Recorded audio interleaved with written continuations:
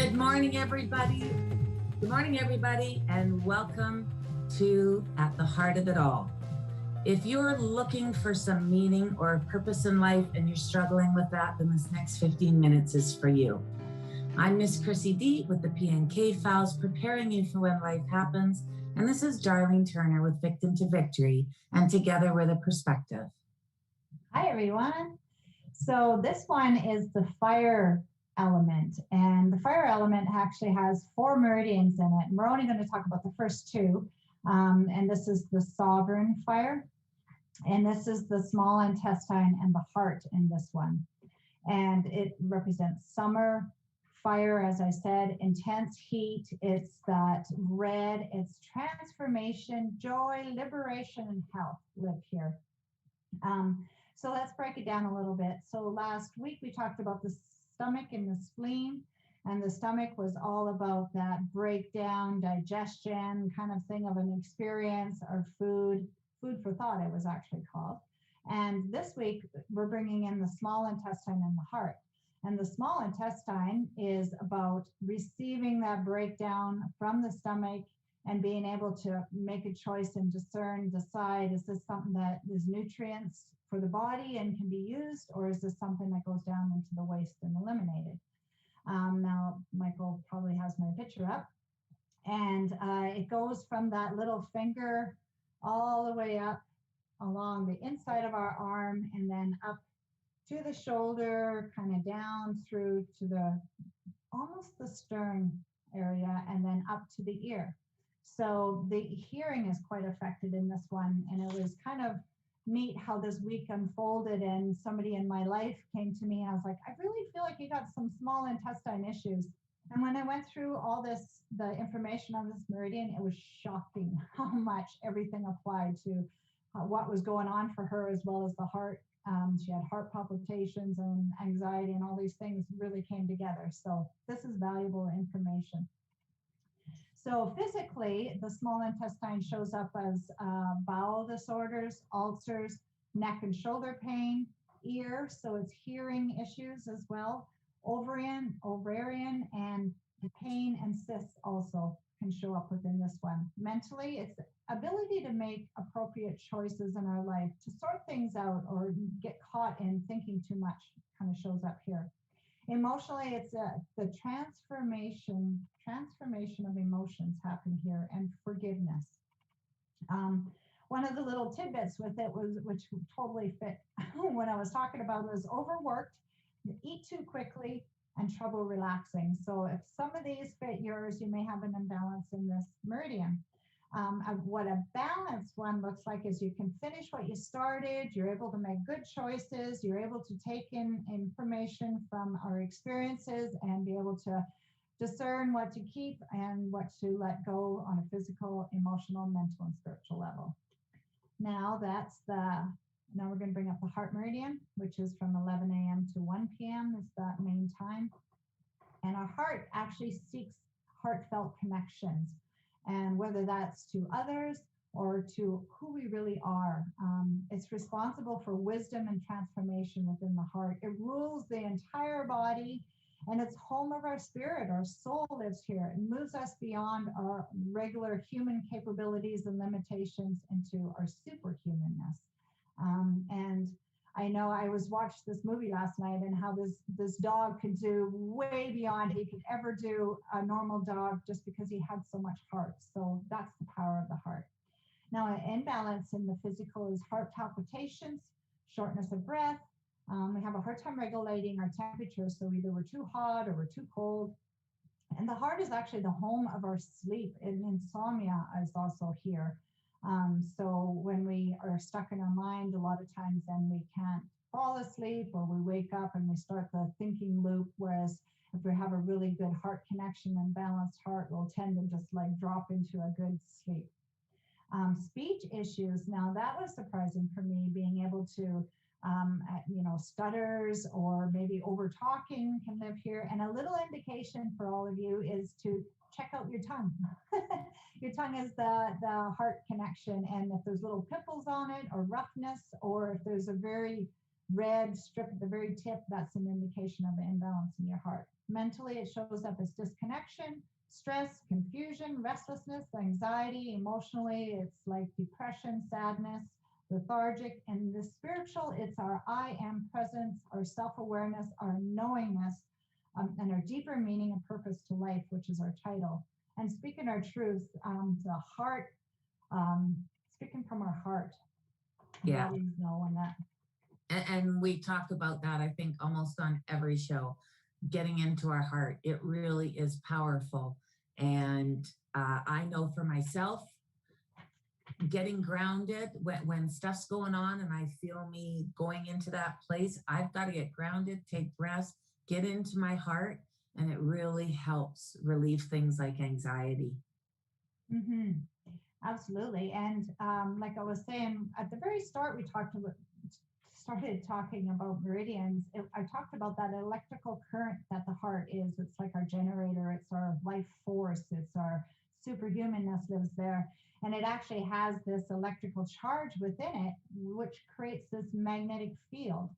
And I know Michael's got a beautiful picture up there for us. And that magnetic field is actually connected to the fields beyond this human body. And the heart is what sets up us with our synchronicities, our being, sometimes we don't know, why did I turn left or why did I go stop at this place? And we actually meet somebody or something happens. And so the heart actually knows how to direct us. It's our compass into directing us into our inner guidance and where to be and where to go, so that it's our most ultimate place to go, be.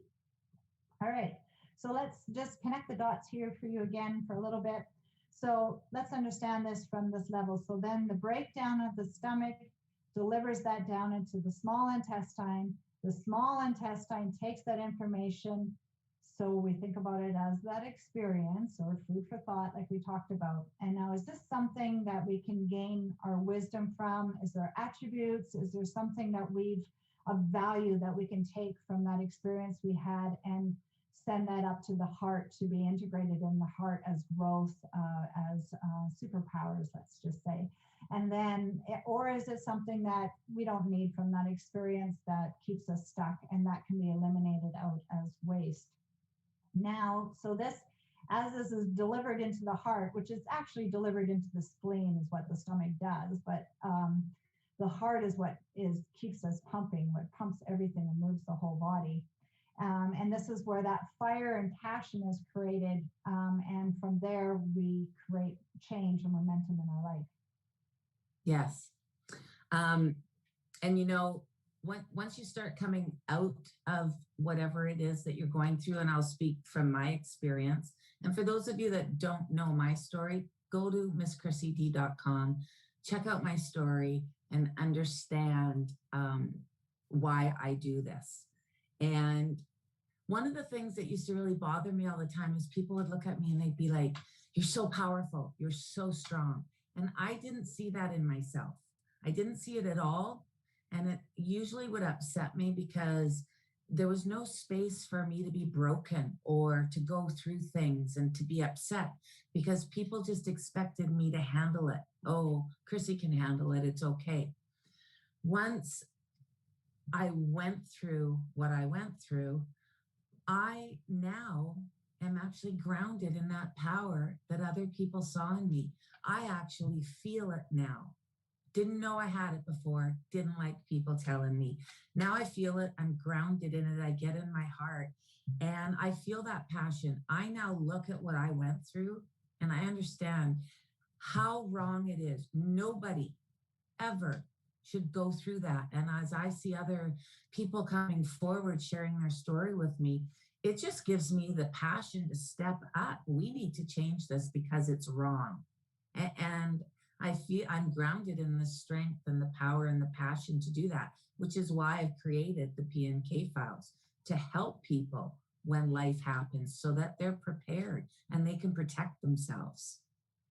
And I think that's why we have these hard experiences and go through these things is to be able to get to a place where it's helped us grow so much and become so much more than who we are, and such a level of compassion that you now have, that we can help others through their stuff as well, and help them know there's a light at the end of the tunnel, so that you don't get that at regular schooling.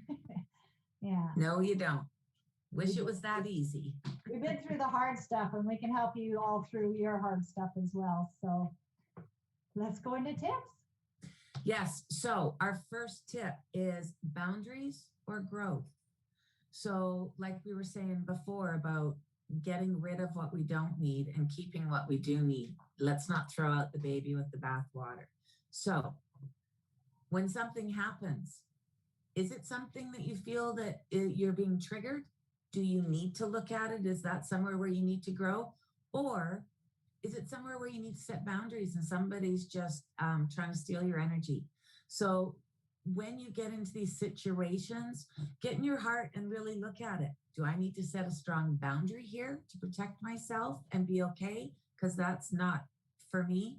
That file is gone. Or is this somewhere where I can grow and go through it? Mm-hmm. That's discernment. That's discernment and being able to sort through and make those choices. I love that one.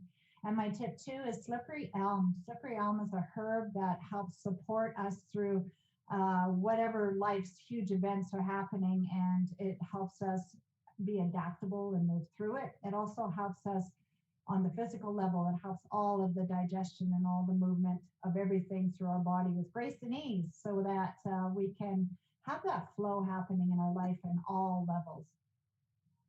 And our tip 3 is breathe into your heart. We talk about our heart so much, but I want you to just put your hands on your chest and feel and realize you are amazing.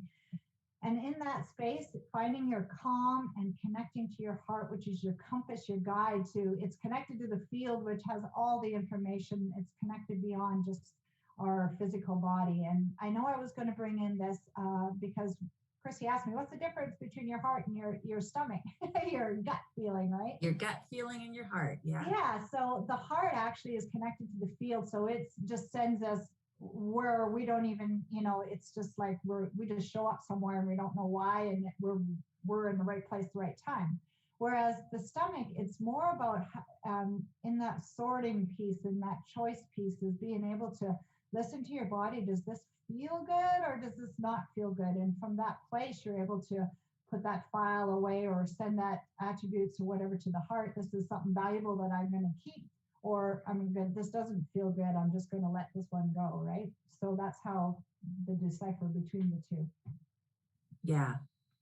So again, for those of you that don't know my story and you're interested in the PMK files, which is a system that I've created to help you get prepared for life's events when things happen, so that you can stay grounded and stay calm and know that everything's handled and organized and you're ready to show up. Go to misschrissyd.com, check it out. And thank you everybody for joining us. Come and join us every Sunday at 10 o'clock for the new perspective on trauma, abuse, chronic pain, and the steps to a healthy and thriving life. And we will see you next week. Bye, everyone.